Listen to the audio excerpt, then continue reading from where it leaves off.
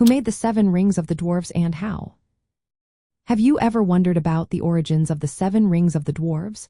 These powerful artifacts are steeped in the rich lore of Middle-earth.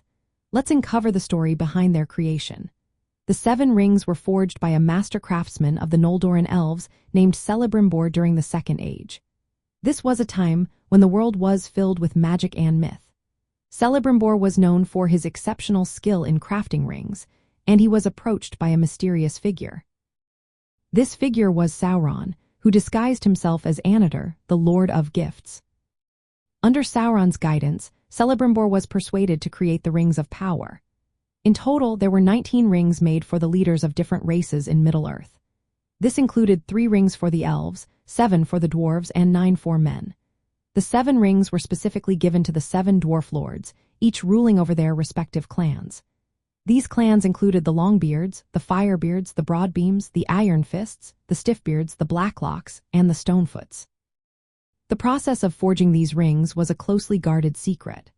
Celebrimbor crafted them with great care, ensuring that Sauron's direct influence was kept at bay. However, the rings were still imbued with Sauron's corrupting power. While the dwarves were resistant to Sauron's control, unlike the men who became ring-wraiths, the rings amplified their natural traits. This meant that the dwarves' love for wealth and treasure was intensified. As a result, the dwarves accumulated vast hoards of riches, but this also led to attracting dangerous enemies, such as dragons. One notable ring-bearer mentioned in the lore is Durin III, who inherited the Ring of Thror. He passed it down through his lineage, showcasing the ring's lasting impact on dwarven history.